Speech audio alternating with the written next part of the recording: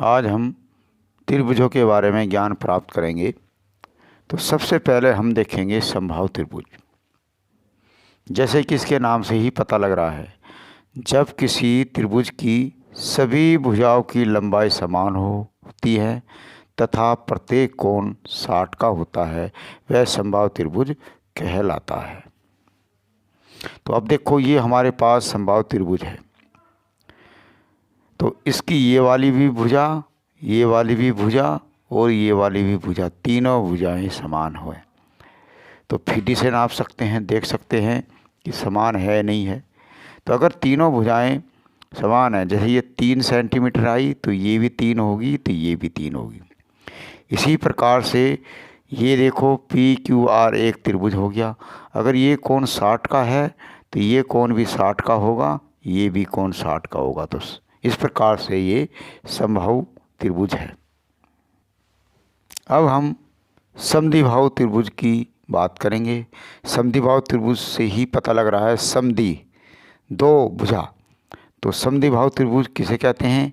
जब किसी त्रिभुज की कोई दो भुजाएं लंबाई में समान हो, उसे समद्विबाहु त्रिभुज कहते हैं। इसके जो हैं कोण भी, दो कोण भी बराबर हो सकते हैं। जैसे कि ए बी सी एक त्रिभुज है, इसकी ये वाली भुजा और ये वाली भुजा समान है और ये जो आधार है ये अलग है। तो दो भुजाएं समान हो गई, तो ये भुजाओं के लिए हो गया। इसी प्रकार से कोण के लिए भी दिखा सकते हैं। पी क्यू आर एक दूसरा त्रिभुज है, इसमें ये वाला कोण जो है समान है और ये भी समान है। तो कितने अंश का है वो हम नाप के देखेंगे। अगर दो कोण बराबर हैं, तीसरा अलग है, तो वो समद्विबाहु त्रिभुज होता है। तीसरे नंबर पर है विषमबाहु त्रिभुज। जब किसी त्रिभुज की सभी भुजाएं असमान हो तो वह विषमबाहु त्रिभुज कहलाता है। जैसे कि कोई भी त्रिभुज है, तो ये त्रिभुज है ए बी सी, इसकी ये भुजा अलग होगी, ये वाली भुजा की लंबाई अलग होगी, इस भुजा की लंबाई अलग होगी। तीनों भुजाएं अलग अलग होंगी, अलग माप की होंगी। इसी प्रकार से ये वाला जो कोण है ये अलग अंश का होगा, ये वाला अलग अंश का होगा और ये वाला अलग अंश का होगा। तो इसी प्रकार से इसके कोण भी अलग अलग होंगे।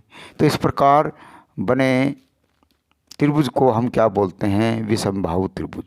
जिसकी भुजाएं हैं विषम है, बिल्कुल अलग हैं, तो इस प्रकार के त्रिभुज को हम विषमबाहु त्रिभुज कहते हैं। अब हम कोण के बारे में चर्चा करेंगे। जैसे रेखा कोण, रेखा का मतलब सीधी रेखा में खिंचा हुआ जो कोण होता है। दो कोण रेखीय कोण कहलाते हैं जब उनका योग 180 अंश हो। जैसे कि ए ओ बी एक रेखा है और इसको रेखा कोण मान लो। इसमें हमारा ओ सी एक अन्य रेखा खींची, तो इस प्रकार से ये वाला और ये पूरा एक रेखा ए बी पर बना हुआ है।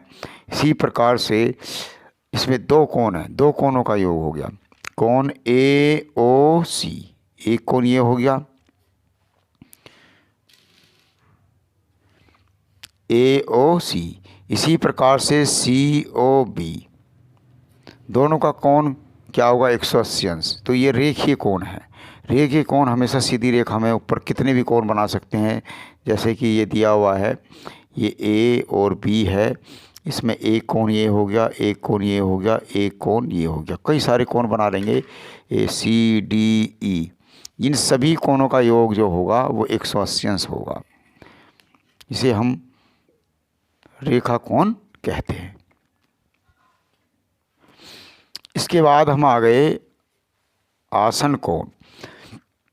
दो कोण जिनका शीर्ष उभयनिष्ठ हो, ये वाला शीर्ष हो, वह एक भुजा भी उभयनिष्ठ हो, ए सी भुजा, ओ सी भुजा उभयनिष्ठ, और दो अन्य भुजाएं उभयनिष्ठ भुजा के विपरीत हों। एक भुजा ओ सी भुजा ये है, एक भुजा ये रही ओ ए विपरीत, ओ बी विपरीत। भुजाएं उभयनिष्ठ भुजा के विपरीत स्थित हों, आसन कोण कहलाता है। अर्थात दो कोण जिनके शीर्ष उभयनिष्ठ हों, वह एक भुजा भी उभयनिष्ठ हो और दो अन्य भुजाएं उभयनिष्ठ भुजा के विपरीत स्थित हो, आसन कोण कहलाता है। जैसे कि ये दिया हुआ है, ये हमारे पास AOC और COB दो कोणों का योग है। तो दो कोण हो सकते हैं, तो एक कोण कौन सा है, AOC CO, ये दो आसन कोण हो गए, इनका जो है बने हुए हैं। इसमें ये शीर्ष है जो है कॉमन है, और ये जो कॉमन है OC, दोनों कोणों में क्या कॉमन है, तो एक भुजा इसके विपरीत होगी और एक इसके दूसरे विपरीत दिशा में होगी। इस प्रकार का जो कोण होता है उसे आसन कोण कहते हैं। अब है शीर्षाभिमुख कोण, अर्थात जिसका मुख शीर्ष की ओर हो। जब दो रेखाएं एक दूसरे को प्रतिच्छेद करती हैं तो इस प्रकार के सम्मुख कोणों को शीर्षामुखी कोण कहते हैं। हमारे पास क्या हुआ, दो परस्पर रेखाएं जो हैं A और B और C और D एक दूसरे को प्रतिच्छेद कर रही हैं, तो इनके द्वारा चार कोण बने। एक कोण ये बना, दूसरा ये बना, तीसरा ये बना, चौथा ये बना। ये वाला जो कोण है कोण एक, तो कोण दो के बराबर होगा।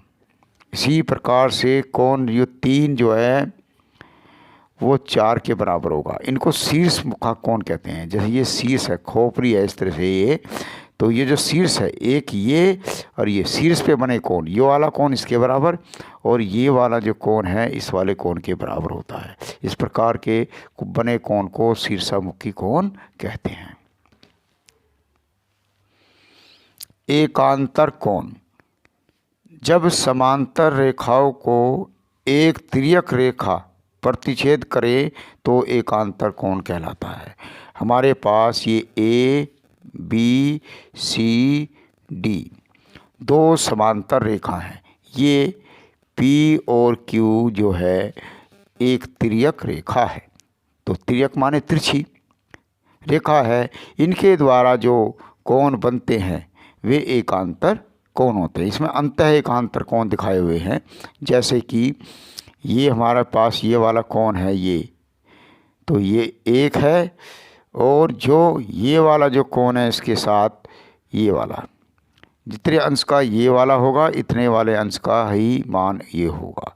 अब इसके पास ये कोण जो दो है ये वाला इसके बराबर होगा, तो कोण दो है वो चार के बराबर होगा, कोण तीन जो है वो एक के बराबर है। ऐसी ये अंतःमुखी एकांतर कोण है। बाहरमुखी ये वाला जो कोण होगा वो इस वाले के बराबर होगा, और ये वाला जो कोण होगा वो इस वाले के बराबर होगा।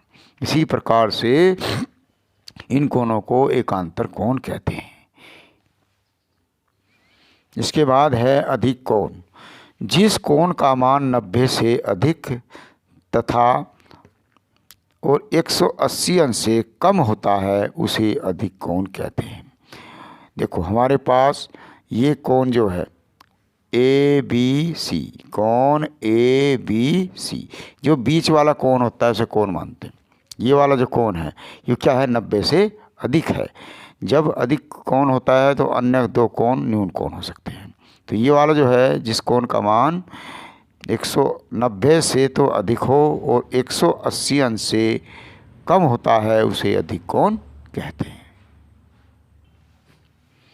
इसके बाद है न्यून कोण, जिस कोण का मान 90 से छोटा तथा 0 से बड़ा होता है उसे न्यून कोण कहते हैं। ये वाला जो है 90 से कम है, 90 यहाँ बैठेगा तो ये 90 से कोण है ABC, तो ABC जो बीच वाला होता है उसे कोण बोलेंगे। तो यह 90 से कम है तो इसे हम क्या बोलेंगे, न्यून कोण कहेंगे। इसके बाद अब हमारा नंबर आता है पूरक कोण पर। जब दो कोणों का योग समकोण के बराबर हो तो उसे पूरक कोण कहते हैं। अर्थात इसमें या ऐसे भी कह सकते हैं जब दो कोणों का योग जो होता है वो 90 अंश हो उसे भी हम पूरक कोण कह सकते हैं। जैसे कि ये एक ABC दिया हुआ है, इसमें दो कोण हैं ABD और DBC, दोनों का मान जो है 90 हो है, तो करेंगे ABD प्लस DBC करके देखते हैं तो यह ऊपर वाला कोण 60 हो गया, नीचे वाला 30 हो गया, तो दोनों का मान 90 दिया हुआ है, 90 आ गया, तो इस प्रकार से ये पूरक कोण हो गया है। इसके बाद है संपूरक कोण। जब दो कोणों का योग 180 अंश हो तो उसे संपूरक कोण कहते हैं। यह एक रेखा के द्वारा भी होता है। जिस प्रकार से ए सी बी एक रेखा है और सी डी इसमें इस रेखा को दो कोणों में विभाजित करती है। जैसे ये कि एक कोण ये हो गया और एक कोण ये हो गया, तो A C D, D C B. तो कैसे होगा, कोण ए सी डी बीच वाला कोण है प्लस डी सी बी ये बीच वाला कोण है, तो दोनों को जोड़ो 130 प्लस 50, दोनों का मान आया 180। तो यह कोण कौन सा हो गया, संपूरक कोण कहेंगे। अतः जब दो कोणों का योग 180 अंश हो तो उसे संपूरक कोण कहते हैं। इसके बाद अब है वृत्त कोण, जो वृत्त में बना हुआ हो। जब किसी कोण का मान 180 अंश से बड़ा तथा 360 से कम हो उसे वृत्त कोण कहते हैं। जैसे कि ये है, ये नहीं, ये ओ केंद्र है, यहाँ से यहाँ तक चले, ये पूरा इसको नापेंगे तो ये लगभग 300 के करीब आ रहा है, हो सकता है। इसी प्रकार से इस कोण को नहीं, ये देखेंगे यहाँ से यहाँ तक जो कोण है वो 310 के बराबर है, कितना भी। तो 180 और 360 के जो बीच में कोण होंगे वे वृत्त कोण कहलाते हैं।